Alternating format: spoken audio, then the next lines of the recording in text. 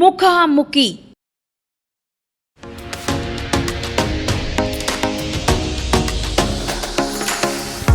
నమస్తే, welcome to one TV news. ప్రస్తుతం మనం కర్నూలు జిల్లాలోని ఆదోని ప్రాంతంలో ఉన్నాం. బీజేపీ కార్యాలయంలో ఉన్నాం. ఇక్కడ వాతావరణ పరిస్థితి, ఎన్నికల ప్రచారంలో భాగంగా వాతావరణం ఎలా ఉంది, ప్రచారం ఎలా కొనసాగుతుంది, ప్రజల మద్దతు ఎలా ఉంది, టీడీపీ జనసేన నాయకుల మధ్య సమన్వయం ఎలా ఉంది, ఇదంతా మాట్లాడడానికి మనతో పాటు ఉన్నారు బీజేపీ ఎమ్మెల్యే అభ్యర్థి పార్థసారథి గారు ఉన్నారు. మాట్లాడదాం. నమస్కారం సార్. నమస్కారం అండి. సార్, ప్రచారం ఎలా సాగుతుంది? బాగుందమ్మా. ప్రచారం వారం అయింది. నేను అభ్యర్థిగా ప్రకటించిన తర్వాత ఆదోనికి వచ్చి 8 రోజులు గడుస్తుంది. బ్రహ్మాండంగా ప్రచారం అంటే ఇప్పుడు ఒకప్పట్లా కాకుండా ఇప్పుడు 3 పార్టీల సమన్వయం చేసుకుని మేము ఆల్రెడీ ప్రచారాన్ని మొదలుపెట్టాం. బ్రహ్మాండంగా సాగుతా ఉంది. ప్రజల మద్దతు ఎలా ఉంది సార్? అలాగే సమస్యలు అంటే క్షేత్రస్థాయిలో స్థానికంగా సమస్యలు, ఎటువంటి సమస్యలు ఉన్నాయి? ఈ సమస్యలు ఆదోని పట్టణంలో సమస్యలకు కొదవలేదు. ఇక్కడ పెద్ద సమస్యలు ట్రాఫిక్ అనే సమస్య. రోడ్లు బాగా ఇరుకైపోవడం, చాలా కాలంగా వాటిల్ని వెడల్పు చేయడానికి తగ్గ చర్యలు తీసుకోకపోవడం, ప్రభుత్వం దీని మీద ఏమాత్రం ధ్యాస పెట్టకపోవడం, ఇక్కడ ఉన్నటువంటి ఎమ్మెల్యే కానీ అధికారులు కానీ దీని మీద పట్టించుకోకపోవడం వల్ల రోడ్డు వైడనింగ్ లేకపోవడంతో విపరీతమైన ట్రాఫిక్ సమస్య ఉంది. దాంతోపాటుగా బైపాస్ వేయాల్సినటువంటిది కూడా ఎప్పుడో మాస్టర్ ప్లాన్లో ఆదోన్లో 10 ఏళ్ళు 12 ఏళ్ళ కిందట ఉన్న మాస్టర్ ప్లాన్లో ఉన్నటువంటి బైపాస్ కూడా ఇప్పటికీ రకరకాల సమస్యల వల్ల పూర్తి కాలేదు. ఇవన్నింటినీ వేరిచి రోడ్డు ట్రాఫిక్ ప్రాబ్లము, అలాగే డ్రైనేజ్ ప్రాబ్లం, విపరీతంగా ఎక్కువ జనసాంద్రత ఉన్నటువంటి టౌన్లో సమస్య ఉంది. మూడోది అత్యధికంగా ఉన్నటువంటి గ్రామీణ ప్రాంతాల్లో ఉన్న సమస్య సాగునీటి సమస్య. పక్కనే కెనాళ్ళు పోతున్నప్పటికీ కూడా, నీళ్లు పోతున్నప్పటికీ కూడా దాన్ని ఉపయోగించుకోలేని దుస్థితిలో రైతులు ఉన్నారు. కనీస పంటలకి సాగునీరు లేకపోవడం, తాగడానికి నీళ్లు లేకపోవడం, గ్రామీణ ప్రాంతాల్లో కూడా తాగడానికి నీళ్లు లేకపోవడం, ఇంకా టౌన్లో అయితే ఇంక చెప్పనక్కర్లేదు. ఏ 3-4 రోజులకో, కొన్ని వార్డుల్లో అయితే 7 రోజులకు ఒకసారి నీళ్ళు వస్తాయి. ఇంత దారుణమైన పరిస్థితి రాష్ట్రంలో ఎక్కడన్నా ఉందేమో నాకు తెలియదు కానీ, బట్ ఆదోనిలో ఈ తాగునీటి సమస్య చాలా దారుణంగా. ఇట్లాంటివి చెప్పుకుంటూ పోతే ఆదోని నిండా సమస్యలే అంటా నేను. మీరేమో అభివృద్ధి జరగలేదు అంటున్నారు, కానీ సాయి ప్రసాద్ రెడ్డి గారేమో అభివృద్ధి జరిగింది, చాలా బాగా అభివృద్ధి చేశామని చెప్తున్నారు. ఆయన అభివృద్ధి చేసింటే ప్రజలకు కనిపించాలి కదా. అభివృద్ధి ఏదైనా జరిగిందంటే ఎమ్మెల్యే సాయి ప్రసాద్ గారి ఇంట్లో జరిగింది. ఆయన కొత్త బంగళాలు వచ్చినాయి, ఆయన కొత్త కార్లు వచ్చినాయి, వాళ్ళ ఇంట్లో వాళ్ళు గొప్పవాళ్ళు అయినారు, వాళ్ళ ఇంట్లో అభివృద్ధి జరిగిందేమో, వాళ్ళ ఇంట్లో సంక్షేమం జరిగిందేమో తప్ప ఆదోని ప్రజలకు కానీ ఆదోని ఆ నియోజకవర్గానికి ఎటువంటి అభివృద్ధి జరగలేదు. ఏ ఎజెండాతో ముందుకు వెళ్తున్నారు సార్? మా ప్రజల ఎజెండానే మా ఎజెండా. మాకంటూ ప్రత్యేకమైన ఎజెండా ఏముండదు. ఇప్పుడు ఒక ఎమ్మెల్యేగా పోటీ చేసే వ్యక్తి తప్పనిసరిగా ప్రజల దగ్గర నుంచి ప్రజలు ఏం కోరుకుంటున్నారో దాన్ని ఇవ్వడానికి ప్రయత్నం చేయాలి. ఈరోజు ఎన్డీఏ అభ్యర్థిగా అంటే 3 కూటములు, భారతీయ జనతా పార్టీ, తెలుగుదేశం, జనసేన 3 కూటముల అభ్యర్థిగా ప్రజల దగ్గర నుంచి నేను వాళ్ళ మౌలిక సదుపాయాలను ఏర్పాటు చేయడం. నేను ఇంతకుముందు చెప్పాను, ట్రాఫిక్ సమస్య కోసమే, డ్రైనేజ్ సమస్య కానీ, తాగునీటి సమస్య కానీ, సాగునీటి సమస్య కానీ, మరొక ఎన్నో సమస్యలు ఉన్నాయి. ఇక్కడ పిల్లలు చదువుకోవడానికి మంచి కాలేజీలు లేవు. ఉన్న 1 డిగ్రీ కాలేజీ కూడాను అద్దె భవనంలో నడుస్తూ ఉంది. అలాగే చదువుకున్న వాళ్ళకి ఉద్యోగాలు కావాలంటే కనీసం కొన్ని ఫ్యాక్టరీలు కూడా అందుబాటులో లేవు. ఫ్యాక్టరీలు అందుబాటులో కొత్తవి రాకపోయినాయి, ఉన్న ఫ్యాక్టరీలనే మూతపడి వాళ్ళందరూ కూడా నిరుద్యోగులు అయ్యే పరిస్థితి ఉంది. అంటే అత్యంత పేదరికంలోకి జనాల్ని బలవంతంగా నెట్టేయబడతా ఉన్నారు ఇక్కడ అనిపిస్తుంది. ఏ దిక్కు లేకుండా వీళ్ళు వలసపోతున్న పరిస్థితి చాలా స్పష్టంగా కనిపిస్తూ ఉంది. కాబట్టి ఇవే మా అంశాలు. ప్రజల అవసరాలే మా ఎజెండా, ప్రజల అవసరాలే మా హామీలు, ప్రజల అవసరాలు తీరుస్తామని చెప్పే వాళ్ళ విశ్వాసాన్ని పొంది మేము ఈరోజు ఎలక్షన్లకు పోబోతా ఉన్నాం. మీ మిత్రపక్షాలైన టీడీపీ, జనసేన సపోర్ట్ ఎలా ఉంది? బ్రహ్మాండంగా ఉంది. మొదటి రోజు నుంచి కూడా కూటమిలో ఉన్నటువంటి 3 పార్టీలు కూడా బ్రహ్మాండంగా కలిసి ఒకరినొకరు కలిసి ప్రచారం చేసుకుంటా ఉన్నాం. బాగా ప్రచారం జరుగుతూ ఉంది. ఇబ్బంది పడాల్సిన అవసరం ఏం లేదు. జనసేన నాయకుడిని మీతో కలుపుకోవడం పోవడం లేదని, ప్రచారంలో కూడా పాల్గొనడం లేదు, ఏమంటారు? అబద్ధం అండి. నిన్న కూడా మేము సమన్వయ కమిటీ మీటింగ్ పెట్టి పత్రికా సమావేశం జరిపాం. అన్ని పార్టీల నాయకులు, జనసేన కానీ, అటు తెలుగుదేశం కానీ, భారతీయ జనతా పార్టీ అందరు నాయకులు కూడా కూర్చొని మేము మీడియా ముఖంగా అందరూ కూడా ప్లాన్ కూడా వేసుకున్నాం. అవన్నీ కూడా ఊహాగానాలు. ఇప్పుడు పొత్తు మొదలైన దగ్గర నుంచి ఉన్నదే కదా.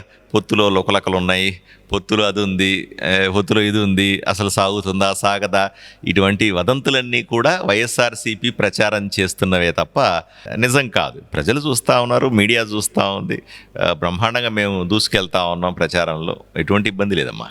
వైసీపీ పాలన గురించి మాట్లాడారు కాబట్టి వైసీపీ పాలన ఎలా ఉందంటారు సార్? వైసీపీ పాలన ఎంత దారుణంగా ఉంది నేను చెప్పనక్కర్లే. ఆదోనిలో కానీ రాష్ట్ర వ్యాప్తంగా ఏ చిన్న పిల్లని అడిగినా సరే బ్రహ్మాండంగా చెప్తారు వైసీపీ పాలన ఎట్లా ఉంది అని. వాళ్ళు చెప్పేవన్నీ కూడా అబద్ధాలు. నేను సూటిగా అడుగుతా ఉన్నాను, అయ్యా జగన్మోహన్ రెడ్డి గారు 2019లో పాదయాత్ర చేస్తూ ఇదే ప్రాంతంలో పాదయాత్ర చేస్తూ అసలు ఇక్కడున్న ప్రజల కష్టాలన్నీ తీరుస్తాను, జలయజ్ఞం పేరుతో ప్రాజెక్టులన్నీ పూర్తి చేస్తాను, ప్రతి ఎకరాకు నీళ్ళు ఇస్తానని చెప్పింది నిజమా కాదా? మళ్ళీ 5 ఏళ్ళు అయింది, ₹1 ఖర్చు పెట్టినారా, ఒక తట్టిడు మట్టి వేసినారా అని అడుగుతా ఉన్నా. అంటే వాళ్ళు చెప్తున్నారు ఒక్క రోజులోనే మీకు అభివృద్ధి అనేది రాదు కదా, నిదానంగా వస్తుంది అన్నట్లు చెప్తున్నారు. అమ్మ 5 ఏళ్ళ జగన్మోహన్ రెడ్డి పాలనకి 10 ఏళ్ళుగా మా ఎమ్మెల్యే గారు సాయిప్రసాద్ రెడ్డి గారు పాలిస్తున్నారు కదా, ఇంకా సరిపోదంటే ఇంక జీవితకాలం ఉన్నా సరిపోదా? ఇంకెంతకాలం కావాలి చెప్పండి? పోని మీరు ప్రజలకు మార్పు చూపించడానికి 5 ఏళ్ళు సరిపోదు, 10 ఏళ్ళు సరిపోదు. ఆయన 15 ఏళ్ళు ఎమ్మెల్యే సాయిప్రసాద్ రెడ్డి 3 సార్లు ఎమ్మెల్యేనండి, మధ్యలో ఒకసారి గ్యాప్ వచ్చింది. కానీ సరే ఇన్నిసార్లు ఎమ్మెల్యేగా ఉన్న మనిషి ఊరికి ఏమీ చేయలేకపోతే ఇంక జనాలు విసిగి వేసారిపోయి ఉండరా అని అడుగుతా ఉన్నా. సాయి ప్రసాద్ గారి మీద డైరెక్ట్ అటాక్ చేస్తున్నారు, ఎగ్దం ఇన్ని ఆరోపణలు చేయడానికి కారణం ఏంటంటారు సార్? చాలామంది అనుకుంటారమ్మా, నాకు ఆయనకి ఏమైనా వ్యక్తిగతంగా గొడవలు ఉన్నాయేమో, ఆశితగాథలు ఉన్నాయని అనుకుంటారు. నాకు అట్లాంటివన్నీ ఏమి లేదు. నేను ఎప్పుడు సాయిప్రసాద్ రెడ్డిని కలవను కూడా కలవలేదు. నా బాధల్లా కూడా ఆయనకి వ్యక్తిగతంగా నేను ఎప్పుడు విరోధిని కాదు. నా కోపమంతా కూడా ఆయన మీద ఈ ఊరికి అన్యాయం చేశాడని, ఇక్కడ ప్రజలకు అన్యాయం చేశాడని, ప్రజల్ని పట్టించుకోలేదని నా కోపం అంతా. నేను ఈరోజు ప్రజల వైపు నుంచి పోట్లాడుతూ ఉన్నాను, 3 పార్టీల ఆకాంక్ష నెరవేర్చడానికి పోట్లాడుతూ ఉన్నాను అంతే తప్ప వ్యక్తిగతంగా నేను ఏ రోజు కూడా ఆయన్ని ఏమనలేదు. సిద్ధాంతపరంగా ఆయన చేసే పనులు ఊరికి పనికిరావు అంటా ఉన్నాను, ఈ ఊరికి ఆయన సరైన ఎమ్మెల్యే కాదు అంటా ఉన్నాను. దాన్ని వ్యక్తిగతం కాదు అది. ఓకే, అన్ని వర్గాల ప్రజలు మీకే ఓటు వేయాలంటే ఏమంటారు సార్, ఏం చెప్తారు? మీరు అవునన్నా కాదన్నా అన్ని వర్గాల ప్రజలు ఓటేస్తారమ్మా. ఎందుకంటే ఈరోజు మార్పు కావాలని ఆదోని ప్రజలంతా వేచి చూస్తూ ఉన్నారు. మార్పు లేకపోతే ఎక్కడే వేసిన గొంగళి అక్కడే అన్నట్టుగా ఆదోని రోజు రోజుకు కృషించిపోతూ ఉంది. వెంటిలేటర్ మీదకి వెళ్ళిపోయిందంటారు చూసారా, ఆదోని వెంటిలేటర్ మీదకి వెళ్ళిపోయింది. ఇప్పుడు కాపాడుకోలేకపోతే ఈ ఆదోనిని మరింత ఇబ్బంది పడే ప్రమాదం ఉంది. 2,57,000 మంది ఓటర్లు చాలా ఇప్పటికే నష్టపోయినారు, అణిచివేయబడ్డారు, కనీస వసతులు లేకుండా అల్లాడిపోతూ ఉన్నారు. వీళ్ళని కాపాడుకోవాల్సిన బాధ్యత 3 పార్టీల్లో మీద ఉంది. అటు భారతీయ జనతా పార్టీ, తెలుగుదేశం, జనసేన 3 పార్టీల మీద ఉందమ్మా. సో కాబట్టి 3 పార్టీలు కలిపి ఈరోజు ఈ సాయిప్రసాద్ రెడ్డి గారు ఎమ్మెల్యేగా దించడం, ఇక్కడ గెలిస్తే తప్పనిసరిగా ఎన్డీఏ ప్రభుత్వం ఏర్పడుతుందమ్మా. ఇప్పుడు రాష్ట్రంలో చంద్రబాబు నాయుడు గారు ముఖ్యమంత్రిగా, దేశంలో నరేంద్ర మోదీ గారు ప్రధానమంత్రిగా, నేను ఆదోనిలో ఎమ్మెల్యేగా 3 ఎన్డీఏ ప్రభుత్వాలు ఏర్పడితే మేము చూపిస్తాం, అభివృద్ధి అంటే ఏమిటో చూపిస్తాం. ఆదోనిని ఒక మోడల్గా తీర్చిదిద్ది, దీనికి ఒక ఆదోని మోడల్ అనే పేరు పెట్టి రాష్ట్ర వ్యాప్తంగా ఒక నియోజకవర్గాన్ని ఎలా అభివృద్ధి చేయొచ్చో చేసి చూపిస్తామనే బలమైన నమ్మకం మాకుంది. రాష్ట్రంలో ఉమ్మడి ప్రభుత్వం గనక వచ్చినట్లయితే ముస్లింలకు 4% రిజర్వేషన్ తొలగిస్తామని గతంలో అమిత్ షా చెప్పారు. అలాగే ఇటీవల పురంధేశ్వరి ప్రకటించినట్లు వార్తలు కూడా వస్తున్నాయి. ముస్లింల ఓట్ బ్యాంక్ ఎలా పొందగలుగుతారు సార్ ఇలా అయితే? మీరు మీడియాలో ఉండి ఇలా మాటలు చెప్పకూడదు. ఏదో అబద్ధపు వార్తల్ని, మతాల మధ్య ద్వేషాలను రగిలించేటువంటి మాటలు మీలాంటి వాళ్ళు వెనక కనీసం మాట్లాడకూడదని మనస్ఫూర్తిగా కోరుకుంటాను. ఎందుకంటే మన జర్నలిజంలో ఉన్నాం, మీడియాలో ఉన్నాం, మనకు కొంత బాధ్యత ఉంది. మీరు అలాంటి ప్రశ్న వేస్తే తప్పు కదా, అలా అడగకూడదు. ఎందుకంటే అటువంటి తప్పుడు వార్తలు, ఏదైనా పురంధేశ్వరి గారు అధికారం ఉమ్మడి ప్రభుత్వం ఏర్పడంగానే 4% ముస్లిం రిజర్వేషన్ తీసేస్తామనడం అనేది అబద్ధం.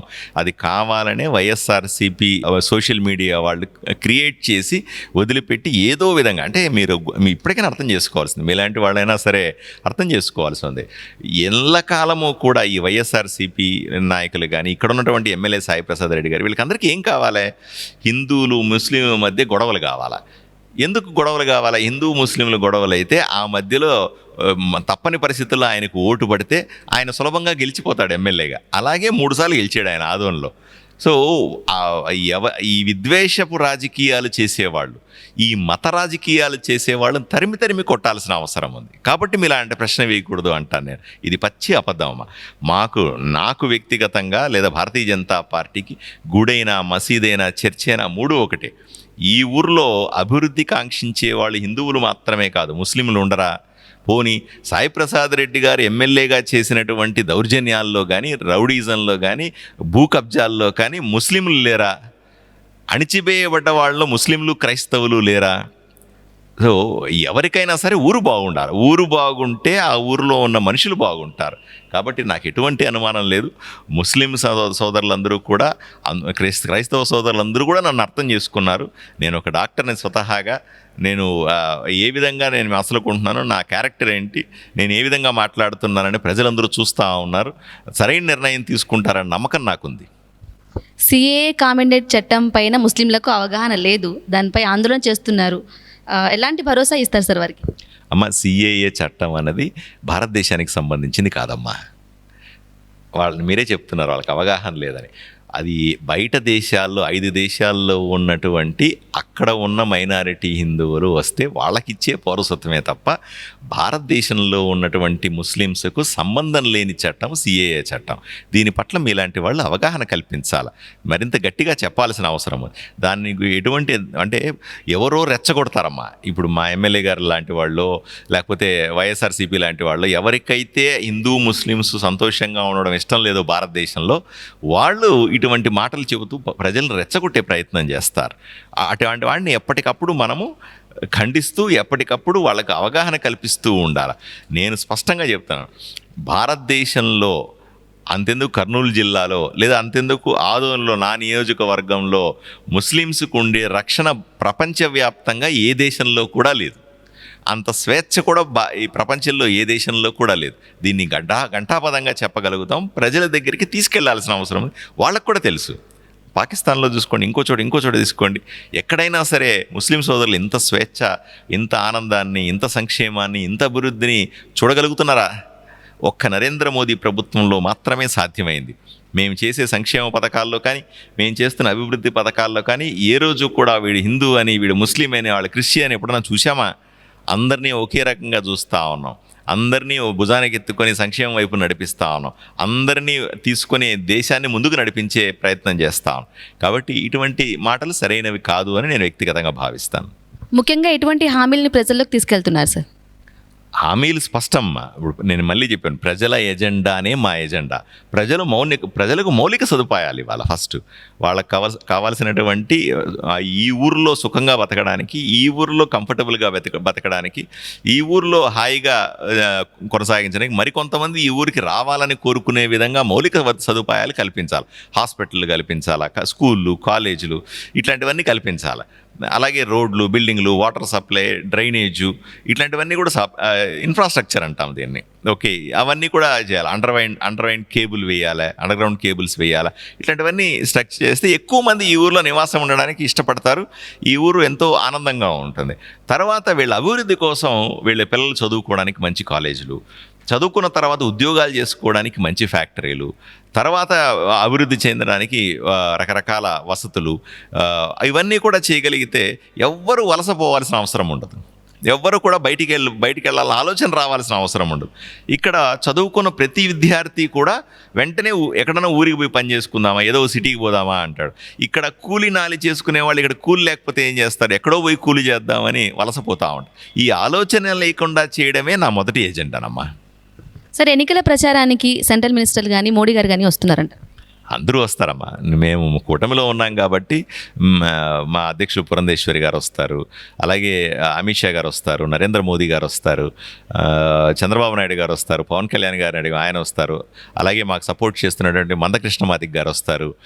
ఇలా ఇంకా పెద్ద నాయకులు చాలామంది వస్తారమ్మా. 2 రోజుల్లో బాలకృష్ణ గారు వస్తూ ఉన్నారు. వీళ్ళందరూ వచ్చి ఇక్కడ ప్రచారం మా వైపున చేస్తారు. ప్రజల విశ్వాసాన్ని తీసుకోవడానికి ప్రయత్నం చేస్తాం. చివరిగా ప్రజలకు ఏం చెప్తారు సార్? ప్రజలకు చెప్పాల్సిందే, ఈ తప్పనిసరిగా దేశంలో మరొక్కసారి ఎన్డీఏ ప్రభుత్వం ఏర్పడబోతూ ఉంది. నరేంద్ర మోదీ గారు ప్రధాని అవ్వబోతున్నాడు. రాష్ట్రంలో మరొకసారి చంద్రబాబు నాయుడు గారు ముఖ్యమంత్రి అవ్వబోతా ఉన్నారు, ఎన్డీఏ ముఖ్యమంత్రిగా ఉండబోతా ఉన్నాడు. ఇక్కడ కూడా ఎన్డీఏ అభ్యర్థిగా ఉన్న నన్ను గెలిపించాల్సిందిగా చేతులెత్తి వేడుకుంటా ఉన్నాను.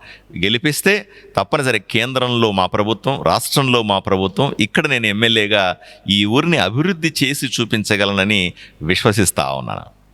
Sir thank you sir. ఇది పాదసారిగా చెప్తున్నారు. రోడ్లు, డ్రైనేజీలు, మౌలిక సదుపాయాలు ముఖ్యంగా ఆధునిక ప్రజలకు నేను చేసి చూపిస్తాను, అలాగే నేను ఖచ్చితంగా గెలుస్తానని ధీమా వ్యక్తం చేస్తున్నారు. అలాగే ఒక ఆదోనిని ఒక మోడల్గా తీర్చిదిద్దడానికి నేను రెడీగా ఉన్నానని చెప్తున్నారు. ఇది వాళ్ళ పాదసారి గారితో ఇంటర్వ్యూ. కెమెరామెన్ విజయ్తో బ్రహ్మిణి, 1TV న్యూస్. ముఖాముఖి